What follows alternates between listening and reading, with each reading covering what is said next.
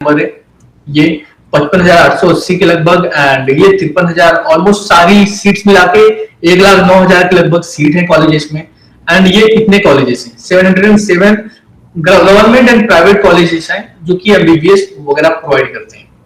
सो सिर्फ इतनी सी सीट के लिए 24 लाख बच्चे फाइट कर रहे होंगे, लेकिन उसमें से सीरियस सिर्फ जितनी सीट्स है उतने बच्चे ही होते हैं, और जो सीरियस है उनको सीट मिल जाती है। So all you have to do कि आपको जो स्ट्रेटेजीज करीम सर बताएंगे, जो हम लोग आज डिस्कस करेंगे, जो प्रिपरेशन टेक्निक्स बताएंगे सब करीम सर, आपको बस वही फॉलो करनी है। आप ऑटोमेटिकली आप सीट्स के लायक बन जाओगे, जो सीट्स होंगी उनके लायक आप बन जाओगे।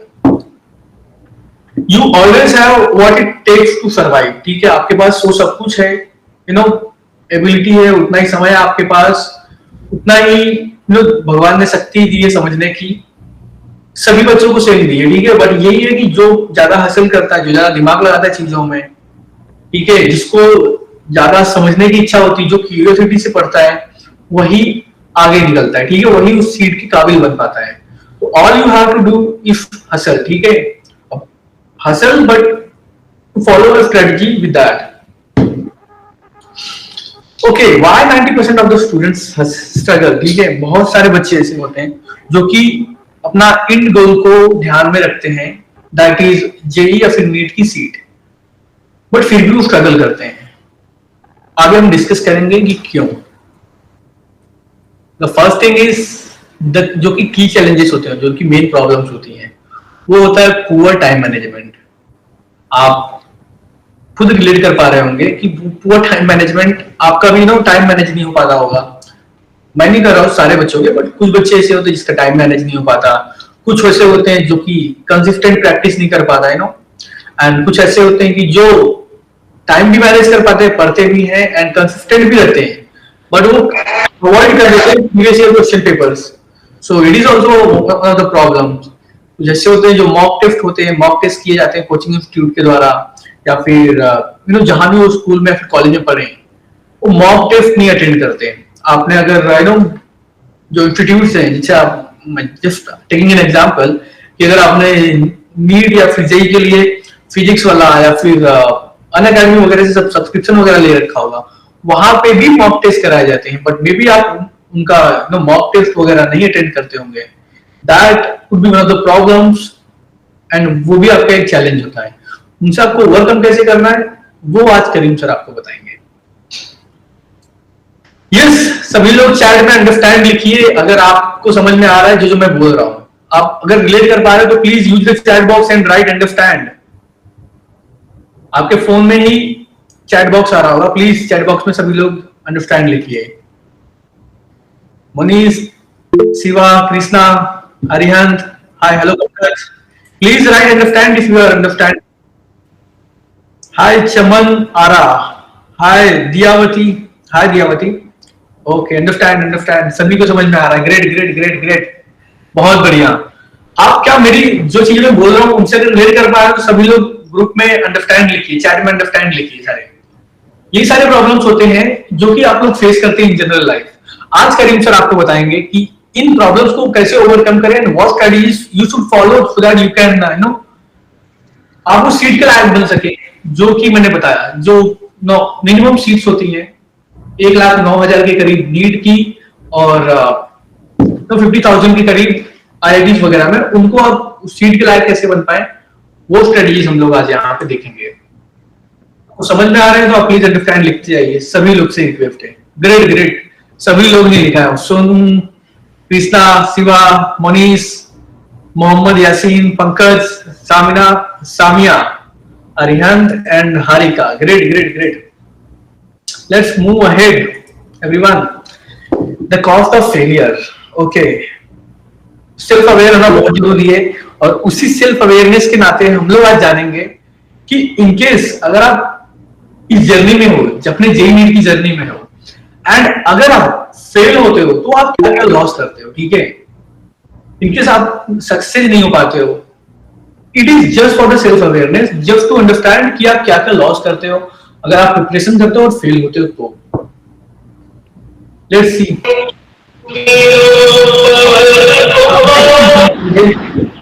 हनुमान चालीसा चल रही है पीछे, प्लीज। या thanks. Okay, so what happens कि बहुत सारे ऐसे बच्चे होते हैं ना जो कि 1-2 साल का ड्रॉप आउट भी ले लेते हैं 11th 12th के बाद। अगर उनका 12th में कुछ क्रैक नहीं हो रहा है जेईई या फिर नीट, 12th ड्रॉप आउट लेते हैं, तो उसमें भी उनके 1-2 साल बर्बाद होते हैं अगर वो सीरियसली नहीं पढ़े तो अगले 1-2 साल। बट अगर वही वो स्ट्रेटजी से सारी स्ट्रेटजी को फॉलो करके सीरियसली पढ़े तो वो क्रैक कर ले जाते हैं। एंड अगला होता है जो नुकसान होता है आपका, विच यू, जो आपको प्रॉब्लम होती है अगर आप फेल होते हो तो क्या कॉस्ट आपको पे करना होता है, दैट इज आपकी जो फैमिली आप में इमोशंस इन्वेस्ट करती है, आपकी फैमिली जो रुपए इन्वेस्ट करती है, आपकी फैमिली जो आपसे उम्मीदें लगा के रखती है, उनका नुकसान होता है। ठीक है, so one thing which students should understand. Okay, hi Alok, hi Alok. And इसके बाद अगर आपने स्ट्रेटजी बनाई बट आप वो स्ट्रेटजीज फॉलो नहीं कर पा रहे हो, आपने आज वेबिनार भी अटेंड कर लिया बट उसको फॉलो नहीं, जो स्ट्रेटजी डिस्कस की है वो फॉलो नहीं कर पा रहे हो। हमने एक ग्रुप बनाया है, आई होप उस ग्रुप में सभी लोग हैं, अगर नहीं होंगे तो लिंक फिर से भेज दिया जाएगा। उस ग्रुप में आप आइए एंड डिस्कस करिए that how you can overcome the problems you are facing.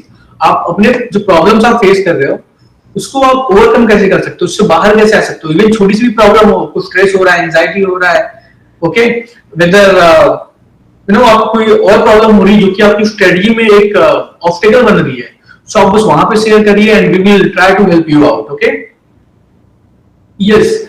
सो 2024 लगभग बीत गया है बट आप इसको बीतने मत दीजिए। ठीक है, आप 2024 को बीतते बीतते एक लर्निंग लेके जाइए, जो कि आज हम लोग इस वेबिनार में डिस्कस करेंगे। आपको अगर अपने 2024 को आपने अब तक नहीं पढ़ा हुआ है, फिर भी आपको 2024 को अगर सक्सेसफुल बनाना है तो यहां से एटलीस्ट एक लर्निंग लेके जाइए जो कि इस वेबिनार में आपको मिलने वाली है, कि आप आगे अपने 2025, 26 एंड आगे लाइफ टाइम में कैसे आप एक्सेल कर सकते हैं। एंड सभी को एक्शन लेना पड़ेगा। अगर you have to go and get that seat, then you will have to work hard at least more than the other peoples. ठीक है, मैंने बताया आप लोग को सीरियस बच्चे बहुत कम होते हैं, ऑलमोस्ट 5 to 10% ऐसे बच्चे होंगे जो सीरियसली पढ़ रहे होते हैं, बाकी के सारे दिखाने के लिए। बट आपको उन दिखाने वालों में से नहीं बनना है, आपको वो सीट चाहिए, आपको सीट के लायक बनना है। Okay, yes. So meet your member, now I am introducing Nesat Karim sir, जो कि मास्टर फिजिक्स फैकल्टी हैं। इन्होंने हजारों बच्चों को फिजिक्स पढ़ाया हुआ है एंड ये कोटा में, आपको पता ही होगा कोटा, अगर आप जेईई नीट के बच्चे होंगे तो ये कोटा में he has 10+ years of experience है कोटा में बच्चों को पढ़ाने का। काफी टॉप कोचिंग इंस्टीट्यूट है, नाम नहीं लूंगा, उनमें नेसत सर ने पढ़ाया हुआ है और इन्होंने हंड्रेड्स ऑफ स्टूडेंट्स का जेईई और नीट उनको उस फील्ड के लायक बनाया हुआ है। ठीक है, so I would like to welcome Nesat sir. Nesat sir please आप आइए। Hello sir. Hello, yes sir, thank you so much. So मैं दिख रहा हूँ सभी बच्चों को। Hi, good afternoon all of you. Great, I am excited, if you are really excited. बच्चे को मैं दिख रहा हूँ कि नहीं? ग्रेट सर, यस दिख रहे हैं आप लोग please type excited if you are really excited. Good afternoon Pankaj. Type excited in the comment box. Great. Okay, good. अच्छा, हाँ, तो हेलो बच्चों, गुड आफ्टरनून। सामिया, ग्रेट, सभी Divyanti, good afternoon Divyanti. Yes Shiva, great, good afternoon all of you. Aryan, good afternoon. Okay, तो बच्चों सबसे important क्या है वो समझना है। सर ने आपको लगभग ब्रीफ कर दिया है कि जेईई और नीट है क्या, क्यों देना चाहिए, आपका मकसद क्या, आपका गोल क्या है। तो सबसे जो इसमें कुछ चीजें जो मिस कर रही थी वो मैं आपको पहले जेईई के बच्चों वो आप थोड़ा सा ध्यान दें। ठीक है, तो उसमें क्या है, आपको सबसे इंपॉर्टेंट चीज क्या है, सर ने आपको बहुत अच्छे से बताया कि भाई 12 लाख बच्चे, 12.5 लाख बच्चे करते हैं, फिर उसके बाद उसमें जो है 2,50,000 बच्चे, 2,50,000 बच्चे क्या होते हैं, जेईई की बात कर रहा हूं मैं, वो जेई मेंस क्वालिफाई करके एडवांस देते हैं, जिसमें से 1,50,000 एडवांस देते हैं और क्वालिटी ही 50,000 होती है, जो इंक्लूडिंग आईआईटी एनआईटी। और इसमें जो इंक्लूड करना था मुझे, वो आपको इंक्लूड ये करना है कि जो बच्चे भी जेई मेंस या जेई एडवांस के लिए सीरियस हैं, उनका कुछ चीजें आपको बता दूं कि जो जेई एडवांस में आपको 35% अगर आप मार्क्स स्कोर कर लेते हो, 35% जेई एडवांस में कर लेते हो, तो आपकी रैंक 10,000 से नीचे आ जाएगी। ठीक है। दूसरी चीज कि अगर आप 45% तक ले जाते हो, 42 से 45% तक, तो 5,000 रैंक आ जाएगी। और अगर 55 कर लेते हो तो 1,000 से नीचे आपकी रैंक आ जाएगी। तो आपको इस मकसद से पढ़ना है, इसी बात को ध्यान में रखते आपको पढ़ाई करनी है कि आपको जो है। Hello sir, hello, may be sir कोई नेटवर्क प्रॉब्लम फेस कर रहे हैं। जस्ट अ मिनट, ज्वाइन करेंगे। Okay, just a minute. Yes yes yes yes Krishna, just join कर रहे सर, जो don't worry, just a minute.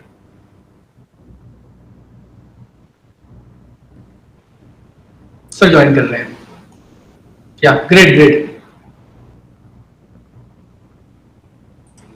Sir आपका माइक म्यूट है, प्लीज अनम्यूट कर लीजिए।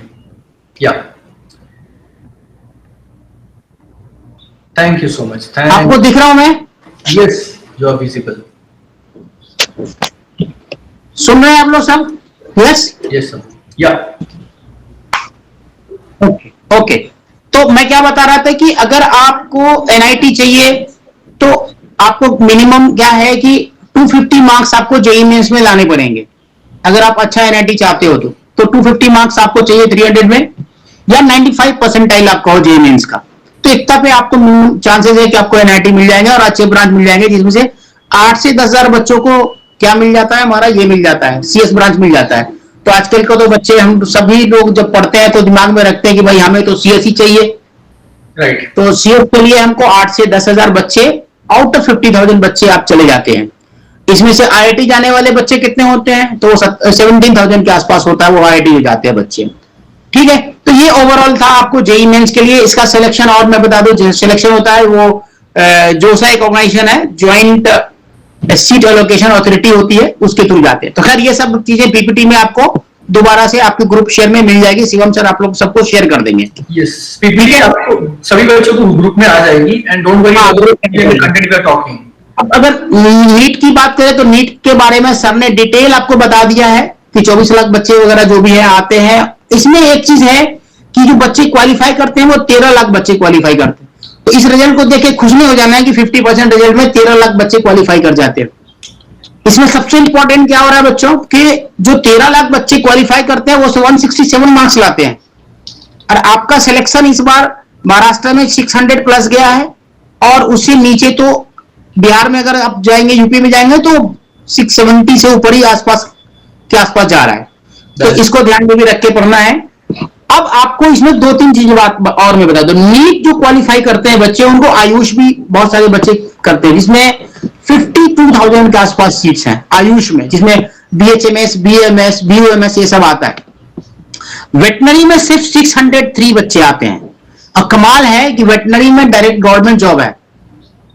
ओके, इंडिविजुअल क्वालिफाई करके गवर्नमेंट जॉब लेना बहुत मुश्किल होता है, लेकिन अगर आप वेटनरी करते हैं ना तो डायरेक्ट गवर्नमेंट जॉब है। और क्योंकि सीट बहुत कम है, सिर्फ 603 सीट्स हैं। ओके, तो इसको ध्यान में रखना है। ऐसा ना हो कि रैंक कभी कम आ जाए तो नहीं, वेटनरी नहीं लूंगा, मैं जानवरों का डॉक्टर नहीं बनूंगा। आपके सामने जानवर का डॉक्टर का बेटा बैठा हुआ है। मेरे पिताजी भी जानवर के डॉक्टर नहीं थे, वेटनरियन ही थे। ठीक है, चलिए। तो ये तो थी जो सर ने बताया था, शिवम सर ने, उसको ही मैंने थोड़ा सा आगे बढ़ाया। अब हम बात करते हैं स्ट्रैटेजी के ऊपर में, कि स्ट्रैटेजी हमारी प्रिपरेशन की कैसे होनी चाहिए। जो हम लोग कोटा में पढ़ाते थे या भी पढ़ाते हैं, जब कोटा में देखते हैं कि क्या स्ट्रैटेजी हम लोगों की रहती थी, वो देखिए। जो भी टॉपर बच्चे होते हैं, आप चाहे आप किसी भी टॉपर का आप एग्जाम्पल लेंगे, 2002 का जो टॉपर था हमारा वो हो, चाहे वो 2015 का टॉपर हो, ये सब जो टॉपर है 2015 के टॉपर को तो अच्छे से मैं जानता भी था।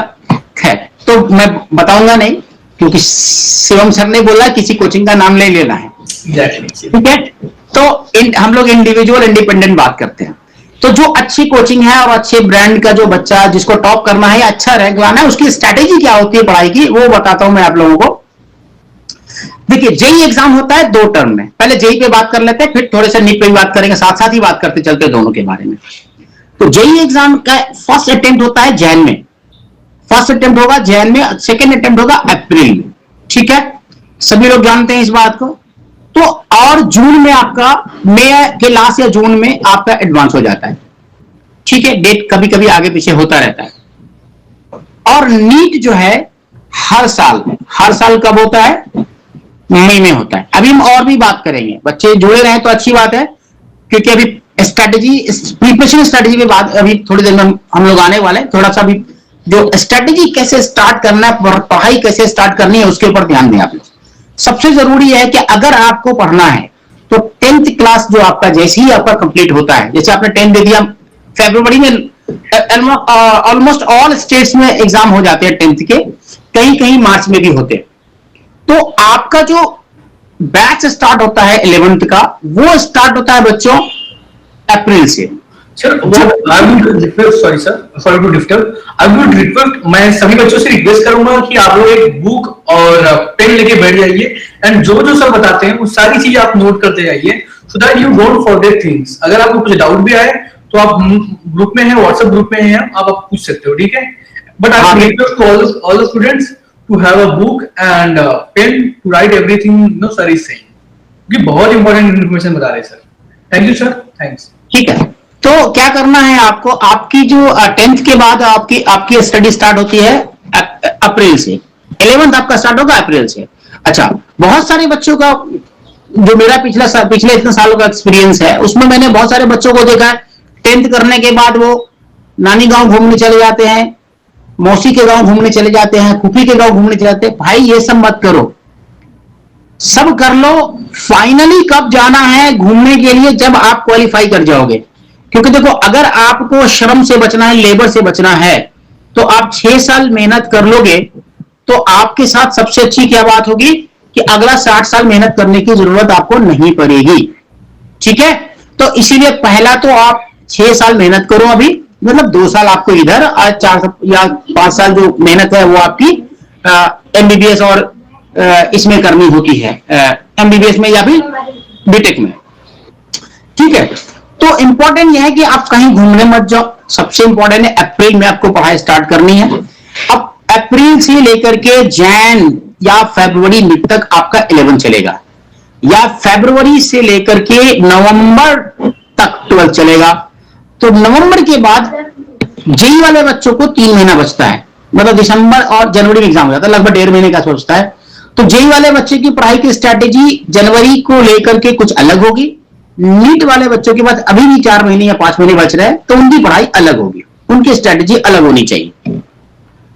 ठीक है, तो ये रहा ओवरऑल आपको कि आपको 11 कब स्टार्ट करना चाहिए। बहुत सारे बच्चे जुलाई अगस्त में स्टार्ट करते हैं, हमारे ही बैच में बहुत सारे बच्चे जुलाई में आते हैं पढ़ने के लिए। तो मुझे समझ आता है, ऐसा नहीं है कि जो जुलाई में आते हैं वो क्वालिफाई नहीं करेंगे, वो बच्चे भी क्वालिफाई करते हैं, वो स्मार्ट वर्क करते हैं तभी क्वालिफाई करते हैं। ठीक, अब आते हैं कि भाई इतना तो सर आपने बता दिया कि हमको अप्रैल में स्टार्ट कर देना चाहिए हम लोगों को, लेकिन जब हम स्टार्ट करते हैं तो हमारे स्टडी आवर कितनी होनी चाहिए, इंक्लूडिंग कोचिंग। बड़ा ध्यान से सुनना और आप लोग लिख लेना, पीपीटी में भी मैं डलवा दूंगा सर शिवम सर को बोल करके। तो आपको 13 से 14 घंटे पढ़ने हैं इंक्लूडिंग कोचिंग।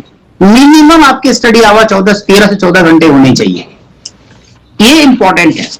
उसके बाद इसमें आपको 6 आवर जो है minimum 6 to 7 to 8 hour, 6 to 7 मतलब मिनिमम 7 मान के चलो आप, यह आपका स्टडी आवर घर पे होना चाहिए। मतलब 14 घंटे में 7 घंटा आपको घर पे पढ़ना है और 7 घंटा आपको कोचिंग में। तो कोचिंग का टाइम बहुत कम मिलता है। कोचिंग में आपको नॉर्मली जो ब्रांड कोचिंग है वो 4.5 घंटा ही क्लास चलाते हैं, जो भी 4.5 घंटा क्लासेस चलाते हैं समझ लीजिए वो अच्छी कोचिंग है। उसके बाद डाउट के क्लासेस 1.5 घंटा 1.5 घंटा चलेगा। मतलब टोटल आपको कोचिंग में जो इन्वेस्ट होने वाला टाइम वो आता है लगभग 6 घंटे के आसपास। तो घर पे आने के बाद आप 7 घंटा टाइम दे सकते हैं, तो 13 घंटा आपका ऐसे भी हो जाता है। ठीक है, तो ये तो हो गया कि आपका स्टडी आवर कितना होना चाहिए। भाई साहब क्या नहीं करना है, ये बहुत इंपॉर्टेंट है। बच्चे ध्यान देना इस बात पे कि करना करते तो आप लोग बहुत कुछ है, लेकिन क्या नहीं करना है, ये इंपॉर्टेंट बात। पहला चीज सबसे इंपॉर्टेंट है, मोबाइल फेंक दीजिए आप, ठीक है।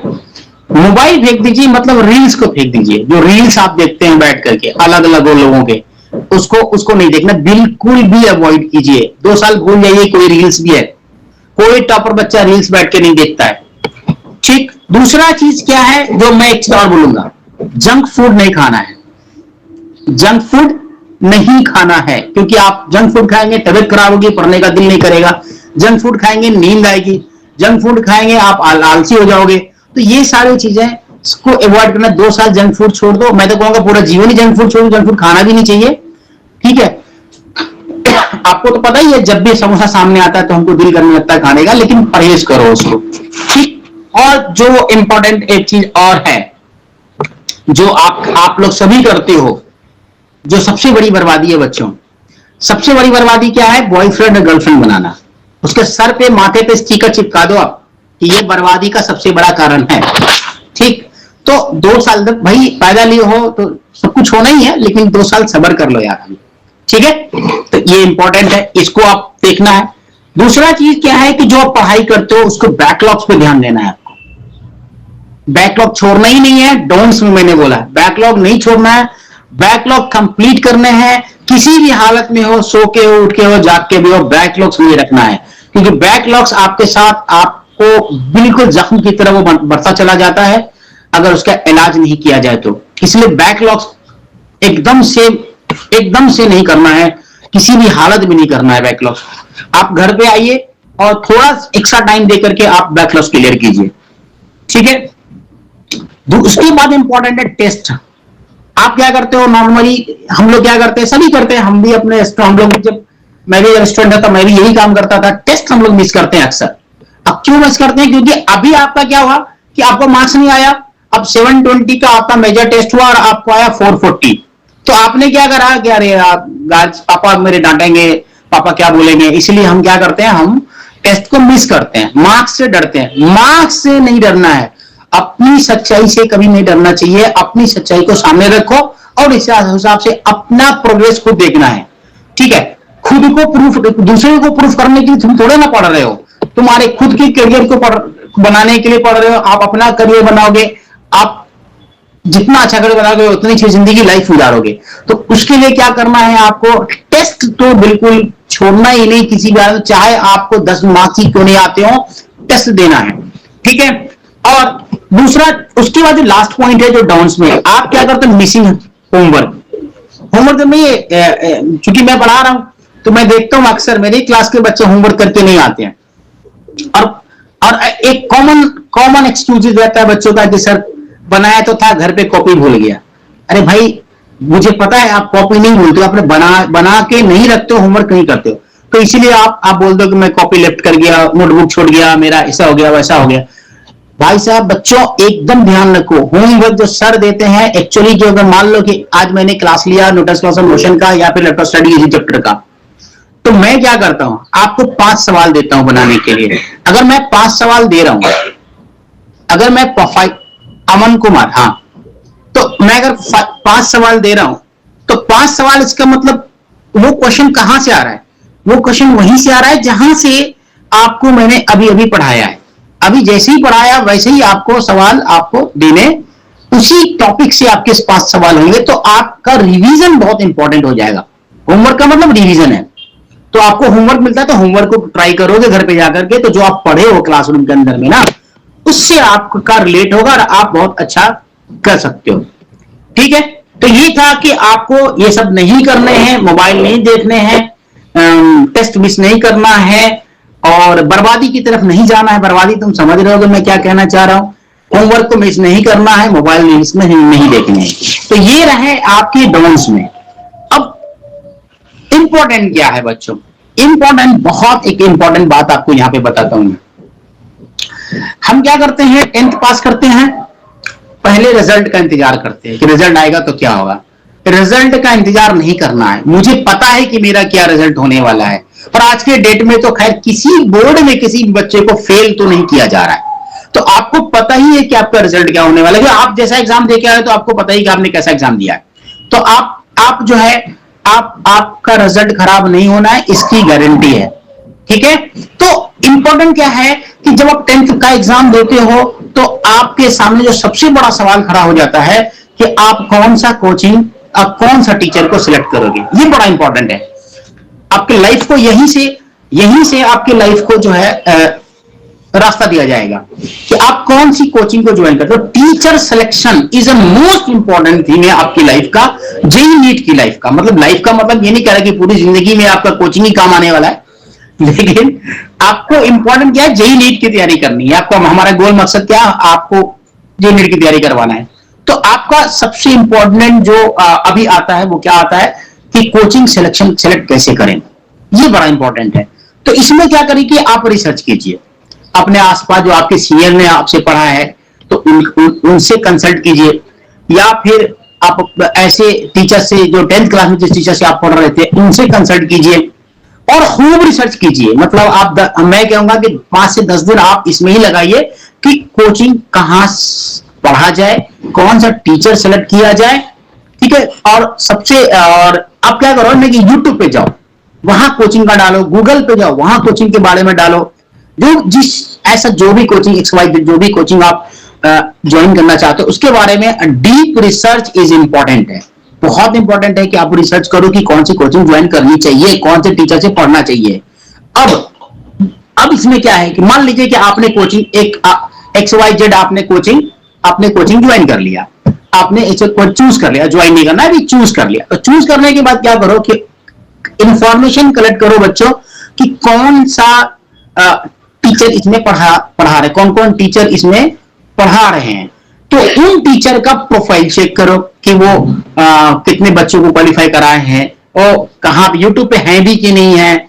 और फिर अगर वो उनके बारे में उनकी क्वालिफिकेशन चेक कराओ, उनका एक्सपीरियंस चेक करो। और एक चीज और है, डेमो ज्वाइन करो। 1 या 2 क्लास सब डेमो सब सारे टीचर्स दे देते हैं, सारे कोचिंग दे देती है।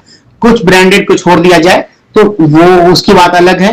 तो नॉर्मली आपको क्या होता है कि आप डेमो अटेंड करो, लेकिन डेमो में ध्यान देना कि अगर कोई टीचर या कोई कोचिंग वाला आपको लॉलीपॉप क्वेश्चन समझा रहा है, जैसे F=ma समझा रहा है, या सेकंड क्वेश्चन A=F/m समझा रहा है, तो आप समझ लेना कि मतलब ही इज गिविंग टू यू, मतलब लॉलीपॉप आपको दिया जा रहा है, आपको सिर्फ अट्रैक्ट किया जा रहा है कोचिंग की तरफ। तो अवॉइड करो, वहीं से टाटा बाय बाय करके निकल जाओ कि नहीं सर आपको ज्वाइन नहीं करना है। क्योंकि अगर आपको पहली बार में ही लॉलीपॉप सवाल आने लगे तो समझ लेना कि वो आपको सिर्फ अट्रैक्ट कर रहा है। क्योंकि जेन्युइन पढ़ाई जो होती है जेन्युइन टफ है, सवाल इतने आसान नहीं होते हैं जितने आसानी से आपको डेमो क्लास में दिखाया जाता है। ठीक है, तो ये चीज है, डेमो क्रिएट, डाउट पूछिए, उसके अंदर में आपको खुद फील हो जाएगा कि मुझे ज्वाइन करना चाहिए कि नहीं करना चाहिए। ठीक है, आप इजीली समझ जाओगे, क्योंकि आप डेमो करोगे, क्वेश्चन डाउट पूछोगे, लॉलीपॉप क्वेश्चन को अवॉइड करोगे तो आपको समझ आ जाएगा कि सर हाँ ठीक है, मतलब this is the right place for me. तो आप टीचर और कोचिंग सिलेक्शन बहुत इंपॉर्टेंट है, इसको आप बहुत अच्छे से, बहुत मतलब केयर के साथ इसको सिलेक्ट करिए। ज्यादा से ज्यादा लोगों के सजेशन लेना है, अच्छे लोगों से मिलिए। ठीक है, अब आते हैं कि हमको करना क्या क्या चाहिए। सर ये तो बता दिया आपने, कोचिंग सिलेक्ट कर लिया, क्या नहीं करना है वो तो ठीक है, क्या नहीं करना वो भी समझ गए। तो अब करना क्या है, देखो डिटेल्ड स्टडी बहुत इंपॉर्टेंट है। कोई किसी भी गेम को, किसी भी गोल को अचीव करने के लिए कोई भी शॉर्टकट रास्ता नहीं है। इंपॉर्टेंट क्या है, कोई भी रास्ता आपको शॉर्टकट नहीं मिलेगा। ठीक है, तो शॉर्टकट रास्ता के चक्कर में मत रहिए। और अक्सर बच्चे क्या करते हैं कि वन शॉट वीडियोस देखते हैं यूट्यूब के ऊपर, क्या सीधा उठाया चलो भी वन शॉट वीडियो देख लेते हैं इस टॉपिक का। भाई जो जिस चीज का लेक्चर 15 घंटे में खत्म होना है उसको 1 आवर में खत्म करने की कोशिश कभी मत कीजिए। ये आपका रिवीजन नहीं है। आप पढ़ने के लिए अगर जा रहे हैं ना, तो अगर आप पढ़ने का काम स्टार्ट करने जा रहे हैं तो आपको 15 घंटे का लेक्चर 16 घंटे में फिनिश कीजिए। 15 घंटे का लेक्चर कभी 1 घंटे में फिनिश नहीं होता है, वहीं पे आप फंस जाते हो। वन शॉट वीडियो देखा यूट्यूब के अंदर में, फट से चले गए, वन शॉट वीडियो देखा और 1 से 1.5 घंटे में पूरी वर्क पावर एनर्जी आपने खत्म कर दी। तो वर्क पावर एनर्जी भाई साहब 15 घंटे का लेक्चर होता है, पूरी फिर विथ फुल प्रैक्टिस के साथ होता है, ना कि सिर्फ थ्योरेटिकल पोर्शन छोटा छोटा हल्का हल्का पढ़ा दिया गया तो वन शॉट वीडियो में अक्सर वही होता है। तो इसलिए वन शॉट वीडियो को अवॉइड करना, एक तो ये इंपॉर्टेंट है। दूसरा क्या है कि आपको सोने का फिक्स करना है।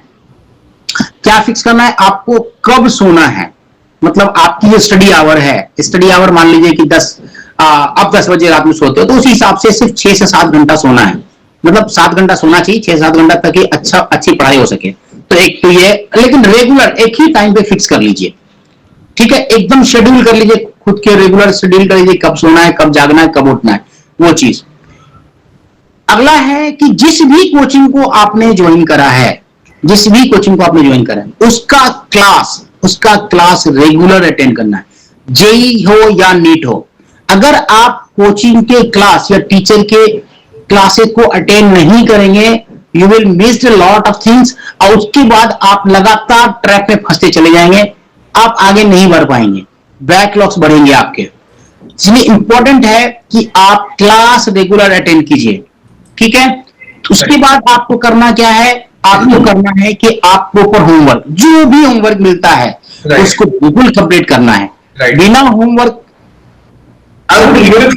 Yes sir, in between I would request to all the students to write got it अगर आपको सर की सारी बातें समझ में आ रही होंगी, so please write in the chat box that you are getting it, got it लिख दीजिए प्लीज चैट में, अगर आपको जो सर बोल रहे हैं वो सारी चीजें समझ में आ रही है। Manish, Roshan, Kasan, Arihan, Dikra, Chaman, please yes great Uttareshwar, Shiva, Sumit, Samiya, Roshan, Harika, Manish, hello Kasan, Iqra, got it please आप कमेंट में गॉट इट लिख दीजिए अगर आपको सारी चीजें समझ में आ रही हैं सर की तो। और अगर आपको कुछ भी डाउट है तो प्लीज आप उस डाउट को भी कमेंट सेक्शन में पोस्ट कर दीजिए, ठीक है। Thank you so much sir, please continue please. तो आपको क्या करना है कि होमवर्क कभी मिस नहीं करना, होमवर्क करना है, प्रॉपर होमवर्क को कंप्लीट करना है, चाहे कोई भी सब्जेक्ट से आपको होमवर्क अगर मिलता हो तो होमवर्क करिए। होमवर्क अगर आप नहीं करेंगे तो अगेन आपका बैकलॉग्स बनेगा, कॉन्सेप्ट में आप फंसेंगे, क्योंकि होमवर्क से कॉन्सेप्ट बनता है, जो पढ़ाया जाता है क्लास में उसी का रिवीजन होता है और कॉन्सेप्ट बिल्डअप होता है। तो होमवर्क जरूर करिए, रिवीजन डेली करना है। अब रिवीजन डेली में मेरे पास थोड़ा सा मैं आप लोगों को यहां पर थोड़ा सा डिटेल करूंगा कि रिवीजन कैसे करना चाहिए। देखो, रिवीजन की प्रैक्टिस जो आपकी पहली क्लास होती है, जो फर्स्ट क्लास आपने किया है, उसको घर पे जाके प्रॉपर रिवाइज करिए, ठीक है। जैसे मान लीजिए कि आज ट्यूसडे है, आज संडे है, आज आपने एक क्लास अटेंड किया है और अगला क्लास भी आपको इसी टॉपिक पर जो होने वाला है वो ट्यूसडे को होने वाला है या फिर उसके 2-4-5 दिन के बाद या थर्सडे को होने वाला है। तो बीच में थर्सडे को क्लास होने वाला है, तो ट्यूसडे को आपको क्या करना है? रिवाइज करना है, आपको रिवाइज करना है। उसके बाद क्या करना है कि फिर एक दिन गैप करने के बाद अगेन आपको रिवीजन करना है। एक तो पहला दिन जो आप रिवाइज कर रहे हो वो क्या करोगे? डिटेल रिवाइज करना है, ये ध्यान रखना। और आप लोग लिखते चले जाना इसको कि आपको फर्स्ट क्लास का जो रिवीजन आपका होना चाहिए वो पूरा बिल्कुल डिटेल रिवीजन होना चाहिए। जो जो चीजें पढ़ाई गई हैं उस सारी चीजों के पॉइंट आपके ब्रेन में क्लियर कट होना चाहिए, एकदम क्रिस्टल क्लियर होना चाहिए कि सर ने क्या बताया था, हमने क्या पढ़ा है। उसके बाद एक दिन गैप करके फिर उसी टॉपिक को आपको 10 से 20 मिनट का रिवीजन लेना है। 10 से कितना बोला मैंने? 10 से 20 मिनट का रिवीजन, वो फर्स्ट रिवीजन होगा आपका, वो रिवीजन रिवाइज कर लीजिए। फिर उसके बाद इसी टॉपिक का जो नेक्स्ट क्लास आपको होने वाला है, तो जो आपने पढ़ा है उसको एक बार रिवाइज करिए, जो होने वाला है उसमें से थोड़ी चीजें पढ़ के जाइए। तो आप जब अगला नेक्स्ट क्लास अटेंड करेंगे ना, तो आपको लगेगा कि सर ने तो जो पढ़ाया मुझे सब समझ आ गया, क्योंकि आप रिवाइज नहीं करते हो। तो आपके साथ दिक्कत क्या होता है? अगर आपने एक्सेलरेशन नहीं पढ़ा है तो फोर्स का डेफिनेशन आप नहीं समझ पाओगे क्या हो रहा है। तो इसीलिए इंपॉर्टेंट यह है कि आप रिवाइज करो। तो आज जैसे आज एक्सेलरेशन पढ़ाया गया है तो अगला दिन फोर्स होने वाला है, तो आपको एक्सेलरेशन पता होना चाहिए, तभी आप फोर्स के बाद को कुछ अच्छे से समझ सकोगे। तो इसलिए रिवीजन को बहुत जरूरी है। और एक रिवीजन और होता है, वो होता है कॉन्सेप्ट मैप रिवीजन। मतलब क्या करना है कि आपने जो रिवाइज किया और आपको जो समझ आया उसको एक फ्लो चार्ट टाइप का बना लो कि ये चीज पढ़ा, वर्क पावर एनर्जी में F/S cos थीटा होता है। ऐसा करके आप एक कॉन्सेप्ट मैप रिवीजन बनाइए अब उसको रिवाइज करिए, वो उसको देखते रहिए, उससे आपको क्लियर कट आपके पास क्या होगा, कॉन्सेप्ट मैप आपका तैयार रहेगा, आपको पूरा चैप्टर क्लियर होगा, आपको पूरी बात समझ आ जाएगी कि हम क्या करना चाह रहे हैं। ठीक है, तो ये रहा आपके रिवीजन स्ट्रेटेजी। ठीक है, उसके बाद मैंने बोला था कि वहां बैकलॉग्स नहीं रखना है, तो यहां भी डूज में क्या करना है भाई, तो आपको बैकलॉग क्लियर करने हैं, आपको सारे बैकलॉग्स अगर कुछ रह गया है, और याद रखो ये बात लिख लेना आप कि 4 चैप्टर से ज्यादा कभी भी बैकलॉग्स नहीं होने चाहिए, सभी सब्जेक्ट मिला करके। मतलब अगर आपके पास फिजिक्स केमिस्ट्री बॉटनी जूलॉजी है या फिजिक्स केमिस्ट्री मैथ है, तो मैक्सिमम आपके बैकलॉग 4 होने चाहिए, उससे ज्यादा नहीं होंगे। उससे ज्यादा होंगे तो आप समझो आप ट्रैप पे फंसोगे और आपके साथ दिक्कत होने वाला है। इसलिए मैं क्या कह रहा हूं, आपको कह रहा हूं कि बैकलॉग्स को बिल्कुल भी नहीं रखने की कोशिश करिए। संडे जो आपको मिलता है, संडे को टेस्ट होगा, टेस्ट के बाद घर आइए और वो पुराने बैकलॉग्स को क्लियर करिए। ठीक है, हाँ अब यहां पर एक इंपॉर्टेंट बात है, आपने रिवीजन तो कर लिया। रिवीजन हम लोग नॉर्मली क्या करते हैं घर पे, रीडिंग को रिवीजन या नॉर्मल स्टडी को हम लोग रिवीजन मान लेते हैं। हमने रिवीजन तो कर लिया, ब्रेन में एक बार तो आ गए, लेकिन मैं गारंटी के साथ बोलता हूं 10 दिन के बाद आप भूल जाओगे। ये सब बोलते हैं, कोई मतलब आपके लिए पुरानी बात, मतलब नई बात नहीं होगी। सब जितने भी आप अपने पापा से पूछो, अपने सर से पूछो, वो भी कहेंगे हाँ मैं तो भूल जाता हूं, 1 महीने के बाद भूल जाता हूं। कोई 1 महीने के बाद भूल जाता है, कोई 10 दिन के बाद। आप कुछ बच्चे तो आज पढ़ा और शाम को ही भूल जाते हैं। तो खैर उनकी बात भी नहीं हम कर रहे हैं, हम आप लोगों से, उन अच्छे अच्छे बच्चों से अभी हम बात कर रहे हैं जो कुछ करना चाहते हैं, तभी वो सब यहाँ पे लगातार हमें सुन रहे हैं। तो मैं आपसे क्या कह रहा हूं कि आपको एक जो रिवीजन विथ रिकॉलिंग मेथड्स, ये कहते हैं, इसको कहते हैं, तो रिकॉल करना है। अब रिकॉल क्या है भाई, कि सर रिकॉल कैसे करें? आपने पढ़ लिया, बुक्स देख लिया, आपने नोट्स देख लिए, आपने कुछ प्रैक्टिस कर ली, अब उसको रिकॉल का 2-3 तरीका है। एक तो आंख बंद करके लोग रिकॉल करते हैं कि मैंने क्या पढ़ा है, कौन सा फ्लो से पढ़ा है, क्या सब कॉन्सेप्ट है, वो सब। एक तो ये हो गया, तो ये बहुत दिन तक काम नहीं करेगा, ये एग्जाम के एक नाइट पहले वो काम करता है जब आप बोर्ड का एग्जाम देते हो तो। लेकिन असल रिकॉल होता है मॉक टेस्ट।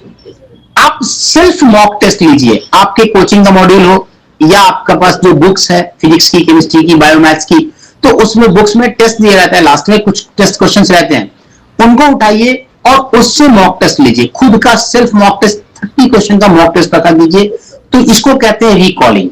रिकॉल करने का मतलब ये कि टेस्ट के जरिए, अब मैंने क्यों बोला रिकॉल, इसको आपने टेस्ट दिया तो अगर कोई सवाल आ रहा है सेंटर ऑफ मास का, तो आप तो पता करोगे ना सेंटर ऑफ मास में मैंने क्या पढ़ा था, एक्स इक्वल टू क्या था, वाई कॉम क्या था और जेड कॉम क्या था, तो आप करोगे m1 x1 m2 x2, आप रिकॉल करोगे, वो चीजें आपको याद होती चली जाएंगी। फिर इंपॉर्टेंट भी क्या होगा कि जब आपको याद हो जाएंगे तो फिर दोबारा नहीं भूलोगे। इसलिए रिकॉलिंग मेथड में सबसे पहला मॉक टेस्ट है। दूसरा क्या है कि इंपॉर्टेंट है कि आप जो कोचिंग में है उस कोचिंग का आप टेस्ट अटेंड कर रहे हो, तो टेस्ट रेगुलर अटेंड करोगे तो वो भी एक रिकॉलिंग मेथड है। मान लो वर्क पावर एनर्जी आपने खत्म कर लिया, आपको खत्म हो गया, चैप्टर खत्म है, आपका फिनिश हो चुका है और आपका टेस्ट होने वाला है। तो मोस्टली मैं क्या देखता हूं कोचिंग सेंटर्स के अंदर में कि बच्चे 50% बच्चे ही क्या करते हैं कोचिंग में टेस्ट अटेंड करते हैं। भाई 50% अगर आप टेस्ट अटेंड नहीं करोगे ना तो आपको पता ही नहीं चलेगा कि आपका कॉन्सेप्ट बन भी रहा है कि नहीं बन रहा है। मार्क्स की चिंता मत करो, उस पर कोई ध्यान, don't worry about the marks, आप कितना स्कोर कर पा रहे हैं, वो स्कोर धीरे धीरे आपका बढ़ता चला जाएगा अगर आप रेगुलर टेस्ट अटेंड करोगे। क्योंकि वहां भी तो आपके पास 180 क्वेश्चन आ रहे हैं ना, वो 180 क्वेश्चन ही तो नीट या जेईई में आने वाला है। जो टेस्ट में क्वेश्चन आ रहा है, आप ध्यान रखना कि रेगुलर जो टेस्ट होते हैं कोचिंग सेंटर्स के अंदर में, उसी क्वेश्चंस के बेसिस पे सारे के सारे क्वेश्चन नीट जेईई में होते हैं। 5% क्वेश्चन की बात नहीं कर रहा हूं, सिलेक्शन के लिए कितना सवाल चाहिए ना आपको, वहां से आ जाते हैं। इसलिए कोई दिक्कत नहीं है अगर रेगुलर टेस्ट का क्वेश्चन भी आप बना रहे हो, कॉन्सेप्ट रिकॉल हो रहा है आपका, टेस्ट को अटेंड करना है, मेजर टेस्ट अटेंड करना है। उसके बाद किसी चीज पर ध्यान देना है वो ध्यान दो। सबसे जरूरी है 2 चीज आती है, 2 इंपॉर्टेंट क्या आता है, एक तो एक्यूरेसी, दूसरा स्पीड। देखो एक्यूरेसी जो है आपकी 90% पर लाने की कोशिश करनी चाहिए। सबसे पहले क्या करना है कि अगर कोई क्वेश्चन 5 मिनट में बन रहा है ना तो 5 मिनट में ही बनाओ, लेकिन उसमें खुद को एक्यूरेट करो, पूरी एक्यूरेट। जब तक आपके टेस्ट की 30 क्वेश्चन या 50 क्वेश्चन का जो आप टेस्ट देते हो उसमें 90% आपकी एक्यूरेसी होनी चाहिए। अगर आपकी 90% एक्यूरेसी नहीं है तो सिलेक्शन के चांसेस कम होते चले जाएंगे धीरे धीरे। तो सबसे इंपॉर्टेंट जरूरी क्या है कि आप क्वेश्चन की मोर से मोर प्रैक्टिस करोगे तो आपकी एक्यूरेसी बढ़ती चली जाएगी। तो एक्यूरेसी मोर देन 90% होना चाहिए। उसके बाद आप स्पीड पर ध्यान दीजिए। आप क्या करेंगे कि पहले खुद के अंदर एक्यूरेसी लाएंगे सवालों की, उसके बाद आप क्या करेंगे कि आप स्पीड लाएंगे। अब ऐसा ना हो कि स्पीड के चक्कर में आप एक्यूरेसी को एकदम से 40-50% कर दीजिए। इंपॉर्टेंट ये नहीं है कि आप कितना स्पीड बना रहे हो, इंपॉर्टेंट ये है कि आप कितना एक्यूरेट बना रहे हो। एक्यूरेसी जब 90% आ जाएगी तब स्पीड पर मेहनत करना स्टार्ट करेंगे। ये इसको आप सिंक्रोनाइज करें, पहले अच्छे समझे एक्यूरेसी, देन आपका क्या होगा, स्पीड होगा। तो स्पीड मैं कहता हूं कि घर पे जो आपकी स्पीड होनी चाहिए ना, एक क्वेश्चन के लिए 2 मिनट रखिए आप, मतलब अप्रोक्सीमेटली 30 क्वेश्चन पर आवर आपके बनने चाहिए। ये आपकी स्पीड मिनिमम होनी चाहिए स्टार्ट टाइम में। बाद में धीरे धीरे धीरे को 45 सेकंड में लेके आना है आपको। जेई में तो 2 मिनट भी चल जाएगा, लेकिन नीट के बच्चों के लिए कम से कम जो है आपको 45 सेकंड मिनिमम, मैक्सिमम 45 सेकंड पे एक्यूरेसी लेके आए। तो आप क्वेश्चन आते बायो में तो ज्यादा सोचना नहीं पड़ता है ना, सामने में दिखा आपने आंसर लगा दिया, तो वहां पे आप फास्ट करो 15 सेकंड में भी क्वेश्चन करेंगे। वो टाइम बचा के कहां ले जाना है, फिजिक्स और फिजिकल केमिस्ट्री के अंदर में लेके जाना पड़ता है। तो वो आपकी एक्यूरेसी आएगी, प्लस आप साथ ही साथ आप क्या करोगे, स्पीड भी आपकी बढ़ती चली जाएगी। मतलब मैं क्या बोल रहा हूं कि अच्छे सक्सेस के लिए आपको सवाल कितने बनाने हैं, यहां पे ये बड़ा इंपॉर्टेंट पॉइंट है कि आपको क्या करना है, आपको लाना है 35 से 35 से 40 question per day in one subject. ठीक है, वन सब्जेक्ट का मतलब फिजिक्स में, बॉटनी जियोलॉजी में, बॉटनी जूओ वगैरह में जो आपका है, बॉटनी जियोलॉजी या मैथमेटिक्स ऐसे मान लो, इसमें आपको लेना है 30 question per hour, 40 question per hour रखिए इसमें, और फिजिक्स में आप 30 क्वेश्चन पर आवर रखिए। मतलब अगर मैथ फिजिक्स को भी आप एक साथ ला के खड़ा कर दे तो भी आप कह सकते हैं कि मेरे को 30 क्वेश्चन पर आवर होना चाहिए। तो आपके पास आप कैलकुलेट करोगे तो मिनिमम आपका 120 से लेके 150 क्वेश्चन आपका डेली सॉल्व होता है। ये डेली रूटीन है। अगर इतनी प्रैक्टिस आप डेली करते हो तो अप्रोक्सीमेटली जो आप 2 साल के बाद एंड करोगे ना अपना सेशन, तो आप 35,000 क्वेश्चन बना चुके होंगे लगभग। तो 35,000 क्वेश्चन जिस बच्चे ने बना लिया, मैं लिख के देता हूं स्टैम्प पेपर पर आपको कि आप गारंटेड आप सक्सेस होगे, गारंटी के साथ आप सक्सेस होगे अगर इतना सवाल कर लेते हो। तो बच्चों को मैं अक्सर कहता हूं कि भाई 10,000 क्वेश्चन बना लोगे तो भी सक्सेस होगे, लेकिन जो इस एक्यूरेसी से अगर इस डेली ऐसे क्वेश्चन चलोगे, आप सोचो ना, अगर डेली आप 150 क्वेश्चन कर रहे हो, 150 क्वेश्चन कर रहे हो, तो 1 वीक में कितना भी 1000 प्लस क्वेश्चन होने जा रहा है, 1050 क्वेश्चन हो रहा है। अब 1050 क्वेश्चन हर वीक में कर रहे हो, मतलब महीने में 4000 क्वेश्चन कर रहे हो आप, तो 12 चौका 48 कितना हो गया। ऐसे ही आपके पास एक साल में 48,000 कितने क्वेश्चन हो रहा है, महीने में आपके पास कितने क्वेश्चन आ रहे हैं, 4000 सवाल आ रहे हैं। 4000 सवाल आप एक महीने में कर रहे हो, 12 महीने में 12 चौका 48,000 क्वेश्चन हो रहा है, 2 साल में कितना हो गया। आप इमेजिन करो कि अगर आपकी प्रैक्टिस, अगर आप 30 से 40 प्रॉब्लम डेली हर सब्जेक्ट में करते हो, तो आप लगभग 80,000 क्वेश्चन के आसपास आप पहुंच रहे हो 2 साल में, और एक साल में 35,000, मैंने इसीलिए उसका एक एवरेज निकाला था। तो 35,000 क्वेश्चन भी एक साल में अगर आप कर ले रहे हो, तो आपका सिलेक्शन को कोई नहीं रोक सकता, और आप सिलेक्शन ही नहीं होगा आपका, आप टॉप 500 रैंक में भी जा सकते हो, ये इसकी गारंटी है। इसलिए इस प्रैक्टिस को आपको नहीं छोड़ना है। जो आपको स्लाइड पे भी नजर आ रहा होगा, अभी आपको दिख रहा होगा कि 30 से 40 प्रॉब्लम पर आवर आपको करना है। तो ये क्वेश्चन आप, ये प्रैक्टिस आप एकदम से रेगुलर रखिए। हर अच्छा बच्चा, जो हर क्वालिफाइंग करने वाला बच्चे के साथ ये चलता है। आप कोटा की किसी बच्चे को, अच्छे बच्चे को फोन करोगे, कंसल्ट करोगे, जो आपके रिलेटिव्स पढ़ रहे होंगे, तो आप उनसे पूछोगे कि सर वहां तुम आप क्या कर रहे हो, तो आपको ये बता देगा। बहुत बढ़िया, ये हम करते हैं। सही। पटना हो, कोटा हो या दिल्ली हो, इन जगहों पे, या लातूर नांदेड़ हो महाराष्ट्र के अंदर में, इन जगहों पे जो पढ़ने वाले बच्चे हैं उनकी यही प्रैक्टिस है। वो उनकी प्रैक्टिस कम से कम 150 क्वेश्चन। इसमें एक बच्चा लातूर से भी शायद जुड़ा हुआ था, अभी मैंने देखा था। वो बच्चा, उससे पूछो कि क्या मतलब वो कहाँ पे पढ़ रहा है, क्या पढ़ रहा है, कैसे कर रहा है। तो सबसे इंपॉर्टेंट ये है कि आप प्रैक्टिस कितना करते हो। ठीक है, अब आते हैं। बहुत बार I would like to just, ये बच्चों को डाउट भी होता है, और मुझे भी जैसे एक डाउट है कि बहुत बार ऐसा होता है कि बच्चे अगर ट्राई भी करते हैं प्रैक्टिस करने का, तो ये होता है कि ना उसमें कोई एक टफ क्वेश्चन आ गया बीच में, एंड उसमें ही बच्चे घंटों लगे रहते हैं ना, वो 1 घंटे 2 घंटे उसमें कैसे निकल जाते हैं मालूम भी नहीं पड़ता, तो बाकी आगे का जो सिलेबस है वो रुका रह जाता है। अगर आप सभी को भी ये सेम डाउट है तो आप प्लीज क्वेश्चन मार्क करके कमेंट में लिखिए प्लीज। मैं इसमें इसमें मैं बच्चे को सजेशन ये क्या देता हूं कि जो क्वेश्चन आपका टफ हो रहा है उसको आप उस वक्त के लिए छोड़ दो, अपना टाइम बर्बाद मत करो, उस वक्त छोड़ दो। अगर बनता है तो ठीक है, 2-4-5 मिनट ट्राई मारो, अगर नहीं बनता है तो लेफ्ट करो, आगे बढ़ जाओ। और उस सवाल को आप अपने कोचिंग से, किसी भी मेंटर से जिससे आप पढ़ रहे हैं, ओके ठीक है, आप एनी टाइम उनको जाओ, भाई डाउट क्लास तो वहां होते ही है, हर कोचिंग में डाउट क्लास लगते हैं, तो आप वहां डाउट में जाकर सवाल को पूछ लो।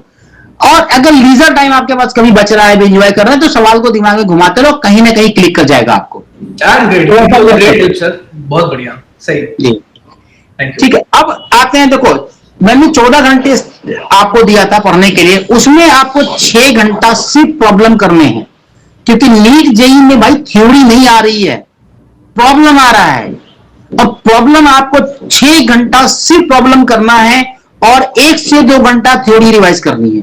मतलब अगर आप 7 घंटा पढ़ रहे हो ना, तो आपको 6 घंटा कम से कम प्रॉब्लम सॉल्विंग में देना है।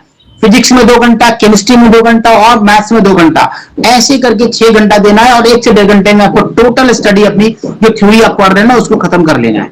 ये बड़ा इंपॉर्टेंट हो जाता है।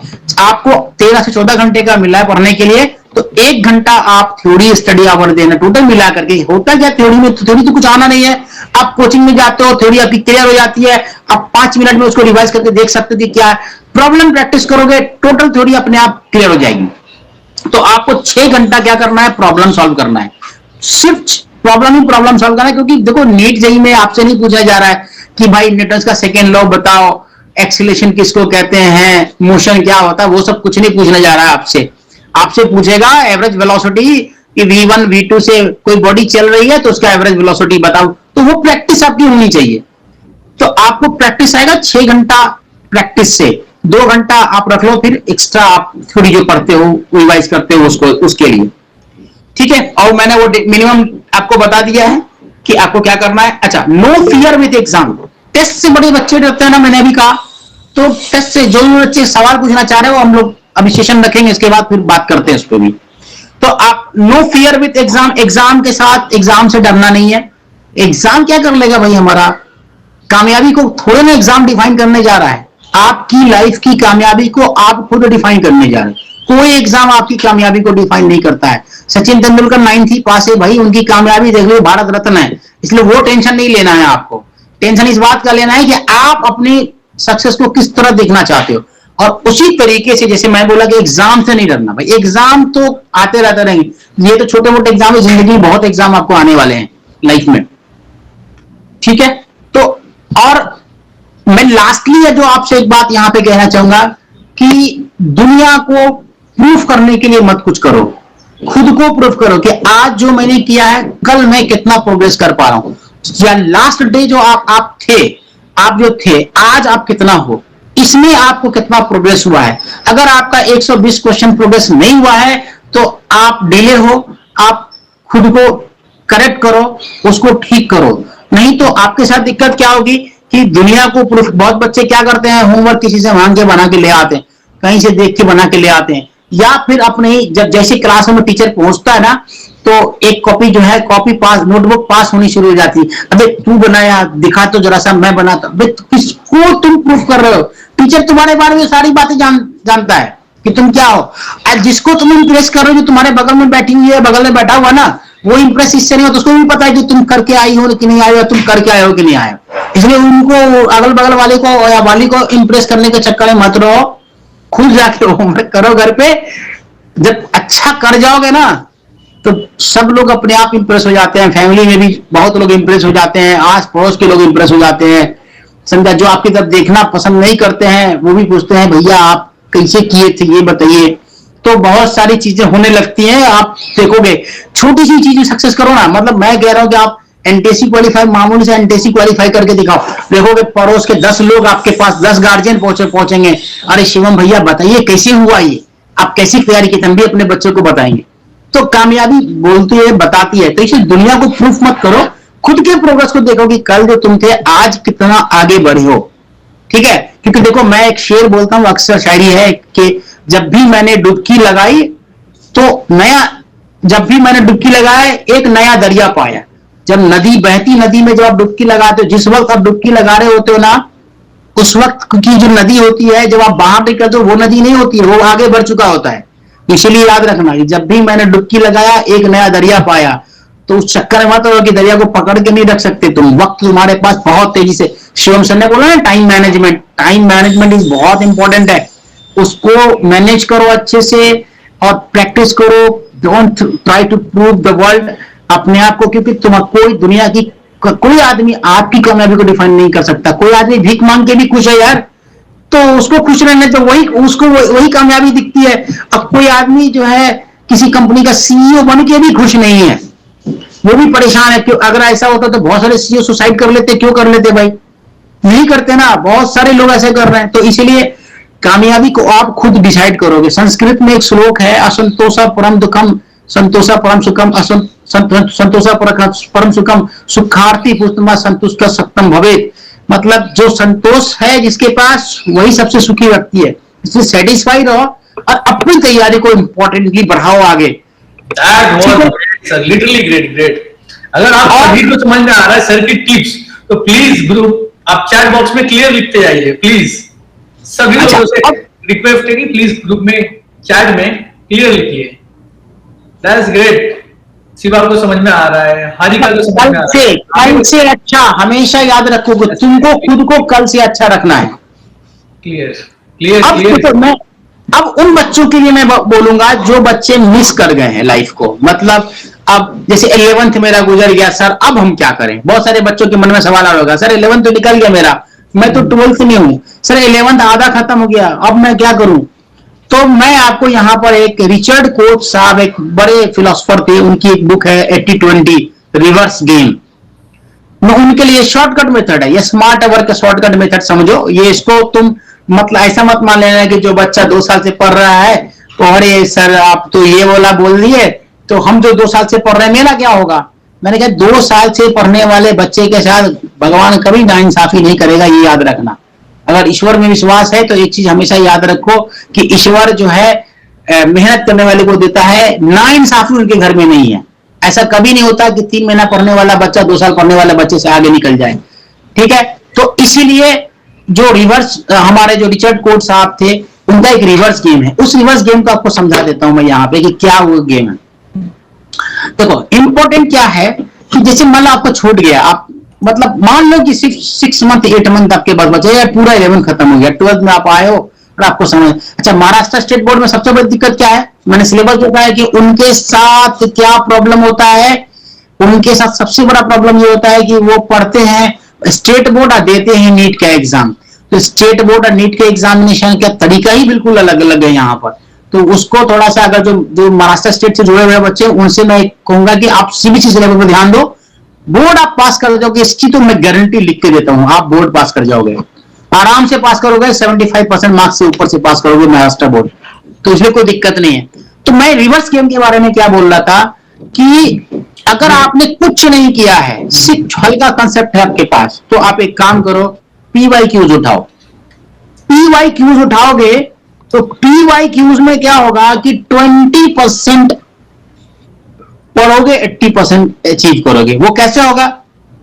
जितनी भी PYQs आप उठाते हो, मान लो कि आपने न्यूटन्स लॉस ऑफ मोशन का ही एक चैप्टर उठाया, उसके PYQs बनाना स्टार्ट किए, तो आप पहले सिलेक्ट करो कि PYQs में कितने क्वेश्चंस किस किस चैप्टर से आपके आ रहे हैं।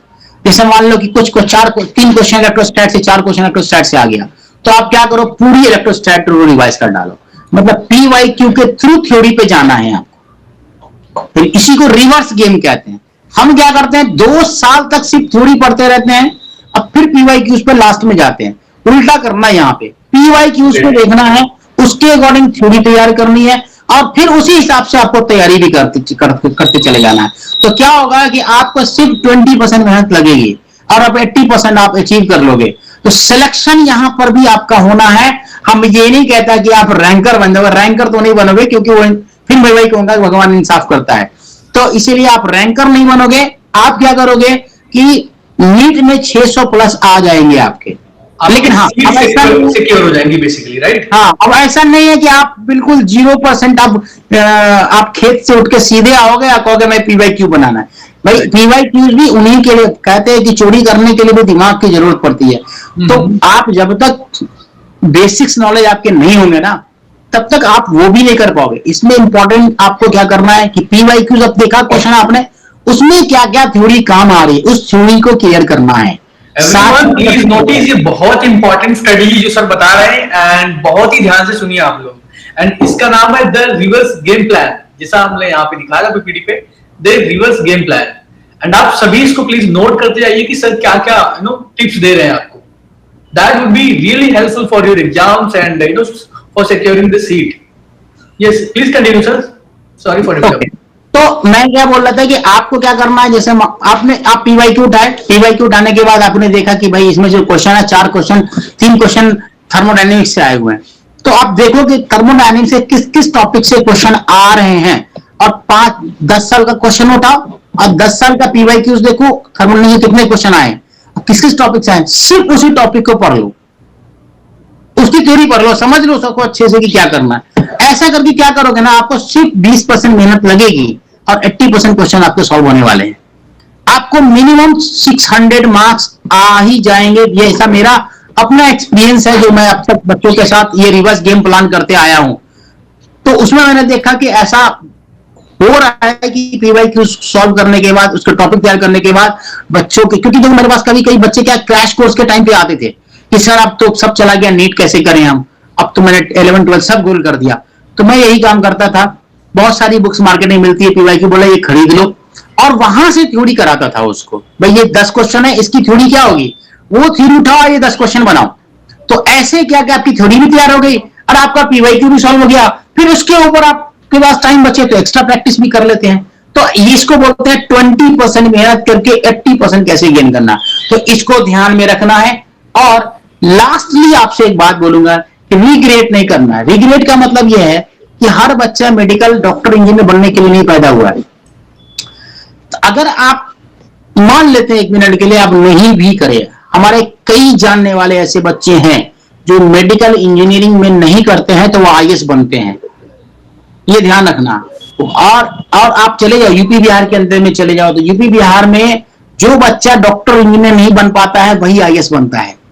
तो वो लोग IAS ज्यादा मतलब जो इंटेलिजेंट बच्चे हैं, हाईली इंटेलिजेंट बच्चे, वो तो चले गए मेडिकल इंजीनियरिंग क्वालिफाई करके। अब जो बच्चे बच जाते हैं, मतलब मिडिल क्लास बच्चे जो बच जाते हैं, जिनका एवरेज स्टूडेंट बच्चे बच जाते हैं, वो सिविल सर्विस में भी चले जाते हैं।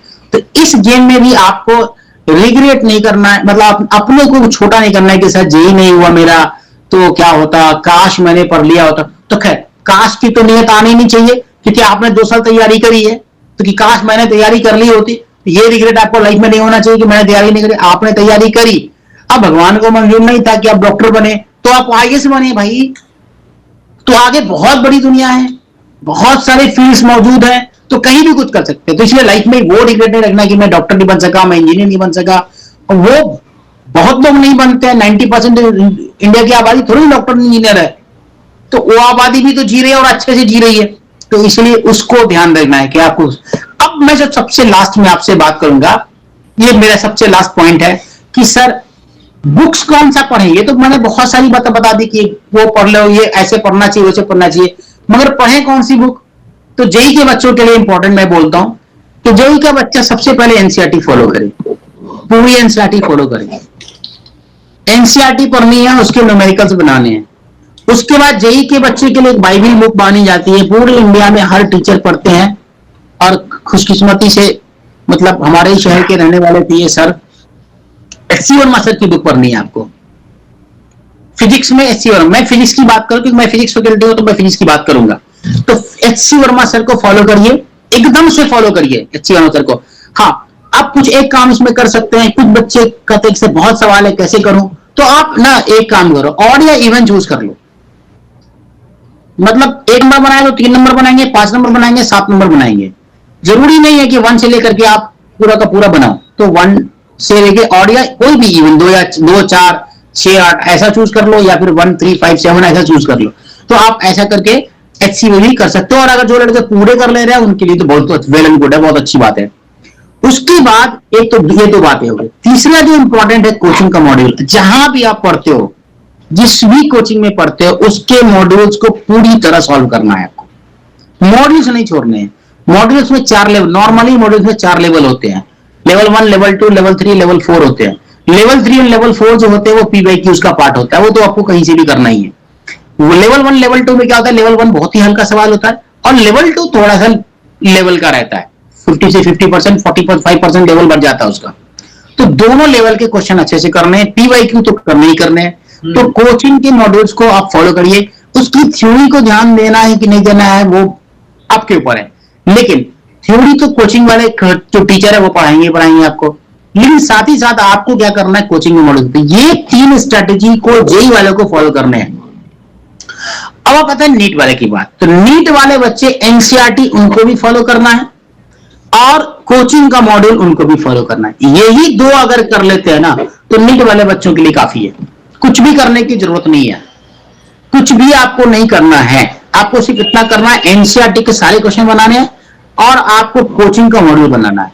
अच्छा, एनसीईआरटी में बहुत सारे बच्चे क्या करते हैं, सिर्फ एक्सरसाइज बनाते हैं, जी नहीं, उसके जितना अच्छा, खासकर एनसीईआरटी में जाना ना, बॉक्स वाला जो क्वेश्चन होता है उसको बहुत जरूर ध्यान देना, क्योंकि बॉक्स वाले सवाल इस बार भी नीट में जो है बॉक्स से ही सवाल पूछे गए थे, जिस क्वेश्चन को लेकर कॉन्ट्राडिक्शन हुआ था कि ये वाला होना चाहिए कि नहीं होना चाहिए, तो बॉक्स क्वेश्चन थे, तो इसलिए बॉक्स वाले सवाल को नहीं छोड़ना है, सारे सॉल्व एग्जांपल, मतलब वहां पे बॉक्स में सॉल्व एग्जांपल ही रहता है, तो सॉल्व एग्जांपल्स बनाने हैं, प्लस आपको एनसीईआरटी करनी है और कोचिंग का मॉड्यूल करना है। एनसीईआरटी करने के बाद आप कोचिंग मॉड्यूल करना। इसमें एक चीज और, अगर आप एचसी वर्मा कोई नीट का बच्चा, बहुत सारे बच्चे नीट के बच्चे होते हैं जो चाहते हैं कि हम सर एचसी वर्मा करना चाहते हैं, क्या करें, उसके ऑब्जेक्टिव 1 ऑब्जेक्टिव 2 आते हैं, वो आप कर लो, आपके लिए काफी है कि आप थोड़े बहुत सॉल्व एग्जाम्पल बना सकते। बहुत ज्यादा मैं नहीं कहता, नॉर्मली बहुत सारे टीचर कहते हैं कि एक्टिविटी छोड़ो नीट वाले बच्चे, लेकिन मैं मना करता हूं, क्योंकि आपके पास टाइम नहीं है, आपके पास टाइम नहीं है, आप टाइम दे नहीं पाओगे उतना, इसलिए उसके एक्सरसाइज 1 ऑब्जेक्टिव 1 ऑब्जेक्टिव 2 आते हैं सीबी में, वो आप कर सकते हो और 2-4 क्वेश्चन आप 1 to 20 क्वेश्चन एक्सरसाइज की भी कर सकते हो। उसके अलावा आप एससी वर्मा में बहुत बड़े बड़े सवाल में घुसने की जरूरत नहीं है, क्योंकि नीट वाले को उतना जरूरत नहीं पड़ता है। एनसीईआरटी कर लिया, कोचिंग मॉड्यूल कर लिया, एचसीबी का ऑब्जेक्टिव कर लिया, तो भी आपका काम चल जाएगा। बट साथ ही साथ आपका हर बुक्स में आपको मॉक टेस्ट दिया रहता है, आप टेस्ट जरूर देना, ठीक है। चलो तो बच्चों, ये था हमारा पूरा। आपके पास अब जो कोई मन में सवाल आ रहा है तो आप पूछ सकते हैं। यस, आई वुड रिक्वेस्ट कि सभी बच्चे प्लीज चैट बॉक्स में लिखिए कि आप किस एग्जाम की प्रिपरेशन कर रहे हो, वेदर जेई या फिर नीट का, so that we also get idea कि हमारे पास जेई के बच्चे ज्यादा है या फिर नीट के। Please write in the chat box. NEET, how about others? Preparing for NEET, that's great. JEE, okay. NEET के बच्चे काफी ज्यादा है। हाँ, नीट के बच्चे ज्यादा हैं। यस सर, एंड सच में अप्रिशिएबल है जो बच्चे अभी भी वेबिनार में ज्वाइन हैं, यही आपको दूसरों से अलग बनाता है। काफी बच्चे आए एंड गए, बट आप अभी भी इस वेबिनार में ज्वाइन हैं, means you are dedicated enough, more than other ones. जो अभी आए और गए उनसे ज्यादा आप डेडिकेटेड हैं, ये चीज यहाँ पे क्लैरिफाई हो जाती है। बस यही डेडिकेशन आपको बनाए रखनी है through out your journey, and आपको कुछ भी डाउट आए, you just can ask in the group। आप सभी को ग्रुप का लिंक गया होगा, and you can ask in the group, and yeah, with this only we can proceed ahead। yeah, that's great। yes sir, and आगे एक और चीज यहाँ पे है कि what is 100-day plan sir? what is 100-day plan? अगर आप सभी को भी जानना है what is 100-day plan, please let me know in the chat box। Sir ये वेबिनार खत्म करने वाले थे, बट मैं इनसे पूछना चाहूंगा what is 100-day plan sir? Please आप 100-day प्लान बता दीजिए बच्चों को खुद से ही। ये सर इसमें लिखा गया है, तो आप प्लीज एक्सप्लेन कर पाएंगे तो वुड बी ग्रेट। या स्लाइड पर आ दीजिए आगे। Yes yes, sure.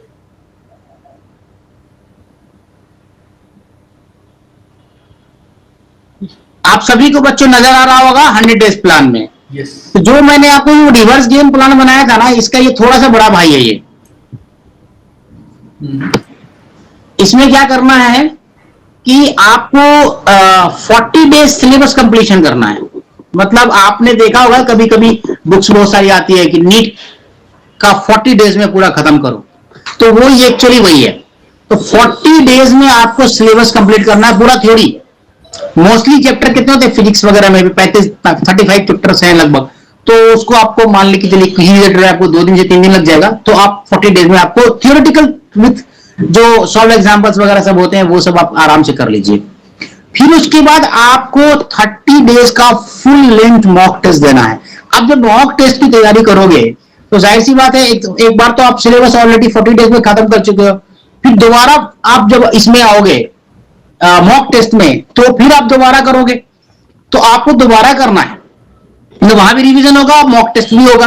तो टेस्ट में आप सोचो ना, अगर नीट दे रहे हो तो आपके पास 720 क्वेश्चन है, अब कितना नए सवाल के साथ आप मतलब अवेयर होने जा रहे हो। फिर उसके बाद अगर जेई दे रहे हो तो भी आपके पास लगभग कितने क्वेश्चन होते हैं, 25 30 मतलब 90 लगभग 300 मार्क्स होता है। प्लस ये हो गया, और जो आपको रिवर्स गेम प्लान बताया था ना मैंने, उसमें सिर्फ आपको क्या करना है, 30 डेज पीवाईक्यू करना है। अब पीवाईक्यू तो इंपॉर्टेंट होता है, पीवाईक्यू से क्या होगा ना, आपको आइडिया जनरेट होगा कि कैसा क्वेश्चन आता है, इसलिए पीवाईक्यू करना है। तो ये आपका 100 डेज का प्लान है। इस 100 डेज को फॉलो करोगे ना तो क्वालिफाई तो कर जाओगे, इसमें कोई दिक्कत नहीं है, क्वालिफाई तो कर जाओगे। मैं ये नहीं कह रहा कि तुम सिक्योर हो जाएंगी, सीट सिक्योर हो जाएगी, सीट सिक्योर हो जाएगी आपकी। That's great. That's great. That's great. अब कोई सवाल है बच्चों तो बताओ। Right, yes in the chat box. अगर आपको समझ में आ रही जो सर ने बात की अभी, please right yes in the chat box. And अगर आपको चाहिए कि कुछ और भी एक्सप्लेन करें सर, तो just let us know in the chat box only. That's great. सभी को समझ में आ रहा है सर जो आप बातें कर रहे हैं, जो आपने बताया अभी। ये बच्चे क्या पूछ रहे हैं? He is asking कि मॉक टेस्ट कहां से करें सर? मॉक टेस्ट आप जहां पे कोचिंग में पढ़ते हैं ना, उनका टेस्ट तो आपके पास रहता ही है, राइट, वहां करें। या नहीं तो आप मॉक टेस्ट की बुक्स भी आती है मार्केट में, वहां से आप बुक्स उठा लें, मॉक टेस्ट की बुक आती है वो ले लें। नहीं तो गूगल पे तो बहुत सारे मटेरियल मौजूद हैं मॉक टेस्ट के, वहां से उठा लें। देखो नॉर्मली क्या है कि जो भी ऑब्जेक्टिव फिजिक्स या ऑब्जेक्टिव बायोलॉजी या ऑब्जेक्टिव केमिस्ट्री की बुक आती है ना, उसके अंदर मॉक टेस्ट दिया रहता है। तो वो कोई भी जो भी बुक आप फॉलो कर रहे हो, हमारे टाइम में हम लोग जेई के लिए जो तैयारी करते थे या बच्चे जो नीट की तैयारी करते थे, तो संजीव गुप्ता की ऑब्जेक्टिव फिजिक्स और आर्टिफिशियल फिजिक्स पढ़ते थे, तो उसमें बहुत सारे मॉक टेस्ट रहते थे। अभी संजीव गुप्ता को तो सारे कोचिंग वालों ने भगा दिया, क्योंकि उनको अपना मटेरियल बेचना है, तो बड़ी अच्छी किताबों पुरानी किताबों को तो हटाना पड़ेगा, तो इसलिए वो ऐसा करते हैं। तो वहां पे भी आप बहुत सारे जो भी आपके पास बुक है, चाहे किसी भी पब्लिकेशन की बुक हो, तो उस पब्लिकेशन में ना आपको मॉक टेस्ट दिया रहता है लास्ट में, वहां से भी कर सकते हैं, या अलग से मॉक टेस्ट के लिए आप क्वेश्चंस मार्केट में मिलता है, या फिर किसी भी कोचिंग को जहां कोचिंग में पढ़ रहे हैं वहां पे आपको मॉक टेस्ट होता है। तो सेल्फ टेस्ट है, वो बहुत इंपॉर्टेंट है, वो करना चाहिए। राइट, विद दिस यहाँ पे एक कोट है कि the difference between ordinary and extra ordinary is that little extra effort, stay focused and give it your all. आप जितने भी हैं, ठीक है, आपका जितना भी समय है, just go all in. Go all in मतलब आपका जितना भी एफर्ट है, जितना भी समय है, वो सारी चीजें आप जस्ट पुट। आपका रिसोर्स इस समय, जब आप जेईई नीट की प्रिपरेशन कर रहे हो, तो आपका सिर्फ एक ही रिसोर्स है, वो है आपका समय। ये आप जेईई नीट में डालिए and it will give you literally जो आपको रिवॉर्ड चाहिए वो आपको रिवॉर्ड देगा ये, Yes, with this let's proceed ahead towards Q&A session, question and answer session. Let's start. आप स्टूडेंट्स को जो भी क्वेश्चन हो, आप एक एक करके अपना हैंड रेज करिए एंड हम लोग आपका माइक ओपन करेंगे, आप खुद ओपन करिए and you can ask any questions, fine. Sir को आप करीम सर को आस्क कर सकते हैं। Just raise your hands if you are having any question.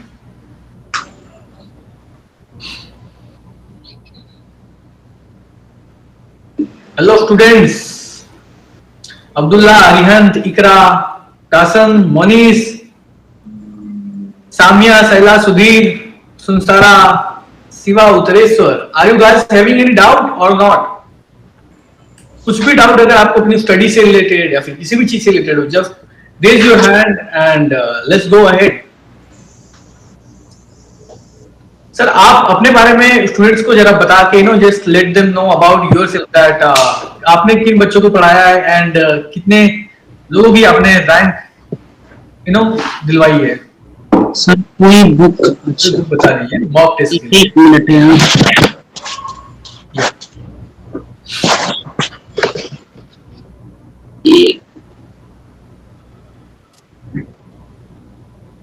ये क्या हो रहा है, मैं दिख रहा हूँ क्या? Yes you are visible. Yes sir. अच्छा अच्छा। या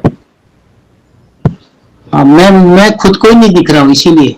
ओके यस प्लीज आप बाहर अच्छा। जाके फिर आ जाइए। हो गया? नहीं, हाँ क्या बोल रहे थे सर आप? जी yes sir. So there is a question sir, कोई बुक बता दीजिए मॉक टेस्ट के लिए। Kasan is asking. Mock test मैंने बोला आप चले जाओ एरिएंट या सिंगेज किसी का भी आप खरीद लो मार्केट से। नॉर्मल पब्लिकेशन सिंगेज में भी आती है मॉक टेस्ट की बुक और एरिएंट में भी आती है। That's great sir. और आपने अब तक कितने बच्चों का टेस्ट वगैरह निकलवाया है एंड कितने लोगों को आपने पास कराया, क्योंकि आपको 10 साल से भी ज्यादा एक्सपीरियंस है। सो प्लीज आप अगर बच्चों को बता पाएं। क्वेश्चन है देखिए, मेरे बच्चे लास्ट ईयर, मैं बहुत दूर नहीं जाऊंगा, महाराष्ट्र मतलब नीट में लास्ट ईयर एक पलक जाजू बच्ची थी। ये तो मैं बहुत नजदीक की बात कर रहा हूँ कि पलक जाजू थी, वो 705 मतलब महाराष्ट्र में उसका सेकंड रैंक था और मराठवाड़ा में फर्स्ट रैंक आया था। That's great. तो एक ये जो अभी रिसेंट 2024 की बात कर रहा हूं मैं। लेकिन उससे पहले जब मैं कोटा में था तो या पटना में था तो मेरे पास मतलब रैंक्स अच्छे आए, मतलब टॉप 100 रैंक में भी कम से कम हर साल में मेरे पास 3-4 बच्चे 5 बच्चे टॉप 100 रैंक में रहते ही रहते थे। क्योंकि कोचिंग भी तो दुनिया में हिंदुस्तान में 6 लाख है ना, तो बच्चे तो डिस्ट्रीब्यूट होंगे ही। तो उसमें क्या है कि जो बच्चे मेरे पास लगभग मैंने अब तक जो है 10,000 प्लस बच्चों को मेंटरशिप दिया है और इसमें से आप रिजल्ट आप समझ सकते हो कि टॉपर्स भी दिए मैंने। जी टॉपर्स भी दिए हैं, एक कोचिंग में रहते हुए मैंने टॉपर्स भी दिए हैं।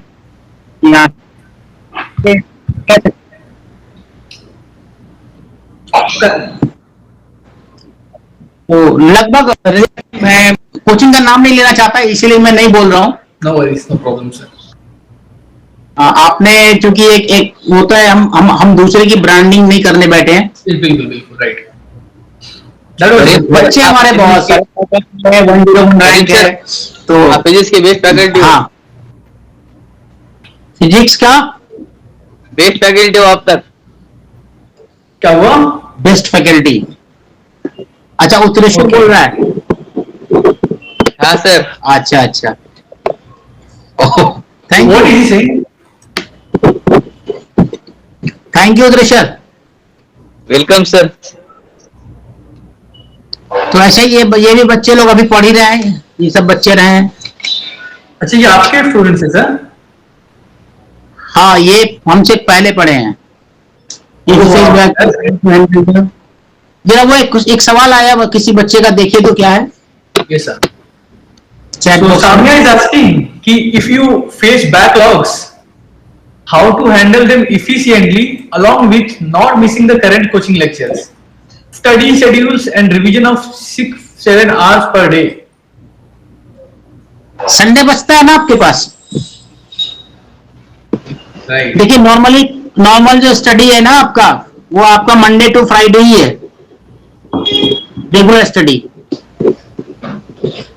ठीक है। और आपको सैटरडे रिवीजन है, तो सैटरडे अब तो ऐसा नहीं कि पूरा दिन पढ़ते रहोगे बैठ करके, तो आप बैकलॉग्स वहां कर सकते हो।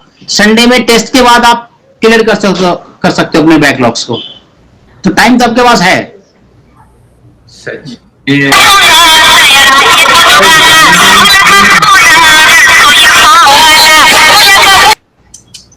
Sorry sir, sorry for disturbance everyone. Yeah. और कोई सवाल? Any else? कोई और क्वेश्चन बच्चों? अगर मेरे टेस्ट में कुछ और चैप्टर चल रहा है, पूरा पढ़िए सर सवाल क्या क्वेश्चन है।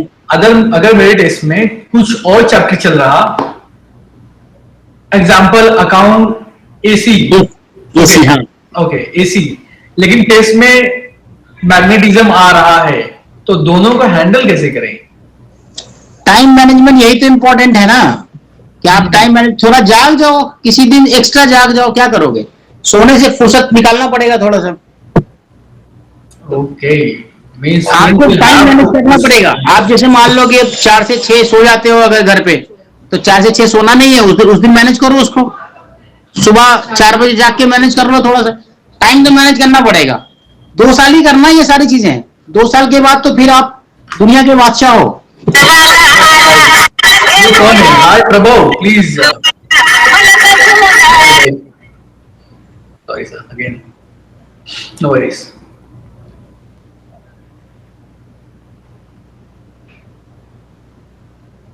Sir, how to handle both NEET coaching and second year of intermediate at the same time? ये इंपॉर्टेंट सवाल है। बच्चे यहाँ पे थोड़ा सा मिंगल करते हैं। प्रॉब्लम तो है कि आप, लेकिन आप एक चीज ध्यान देना ना, तो 12th का बोर्ड है ना, बहुत ही आसान होता है।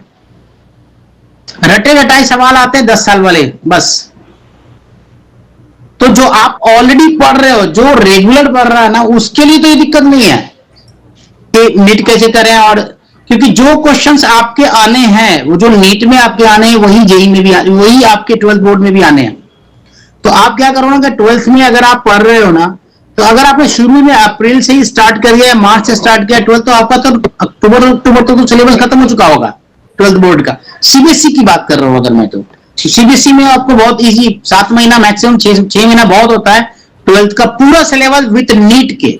फिर उसके बाद आपके पास टाइम बचता है रिवाइज करने के लिए, क्रैश कोर्स करने टाइप का जो भी करते हैं आप लोग 40 दिन में। आप रिवाइज करके आप थ्योरेटिकल, देखो कोई भी कोचिंग वाला जो पढ़ाता है तो सिर्फ फार्मूला थोड़ा ना पढ़ाता है, पूरा डेरिवेशन कराता है। अगर आप डिटेल कोचिंग में जाते हो तो जो हम लोग पढ़ाते हैं तो हम लोग पूरा डिटेल ही देते हैं, पूरा थ्योरी देते हैं। तो पूरी थ्योरी अगर आप लिख रहे हो बोर्ड पे, तो वही थ्योरी आपके बोर्ड एग्जाम में भी आनी है। सिर्फ एक्स्ट्रा प्रैक्टिस कर रहे हो। और अब अक्टूबर तक सिलेबस आपका खत्म हो जाता है, नवंबर तक भी, तो भी नीट के एग्जाम के लिए आपके पास 5 महीने बचते रिवीजन करने के लिए। बोर्ड पे आप 1 महीना भी रिवाइज कर लोगे पूरा को ना, तो आपको कोई दिक्कत नहीं होने जा रही है उसमें।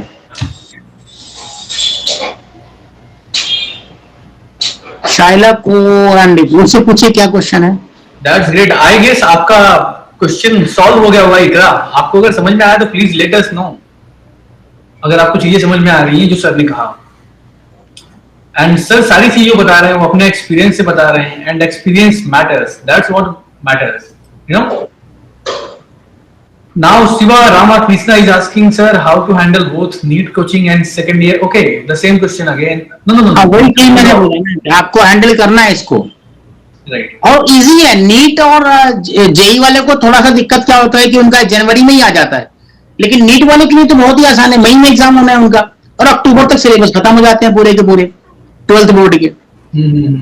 अब अगर आप ऐसी कोचिंग में पढ़ रहे हैं कि जनवरी में सिलेबस खत्म हो रहा है आपका, तो फिर तो दिक्कत है। आपने चूज ही कोचिंग को गलत चूज कर लिया है, तो थोड़ा सा तो आपको मेहनत अब एक्स्ट्रा एफर्ट लगाना पड़ेगा। तो नीट की तैयारी और जेई इसकी तैयारी, क्या बोलते हैं, 12th बोर्ड की तैयारी कुछ अलग नहीं है, सिर्फ सवाल का फर्क है। एक्स्ट्रा प्रैक्टिस करना है नीट के लिए, लेकिन बोर्ड में कंप्लीट थ्योरी पढ़नी है तो प्रैक्टिस करो लिखने का सिर्फ उसमें बस। जो डेरिवेशन क्लास में पढ़ाए जाते हैं उस डेरिवेशन की प्रैक्टिस करो रेगुलर घर पे आकर के। अब थ्योरी तो काम है, 2 घंटा करोगे तो काफी है। कितना देर पढ़ाते हैं? 1.5 घंटे का फिजिक्स का क्लास होता है, तो मान लो स्टार्ट पढ़ा तो कुलम्स लॉ ही तो खत्म होगा 1.5 घंटे में बस। और 2-4 प्रॉब्लम होंगे, 10 प्रॉब्लम होंगे बस।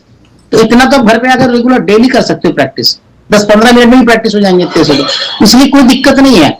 आप उसको अपने ऊपर बर्डन मत लो, उसको बहुत इजी लो और इजी तरह से सॉल्व करो।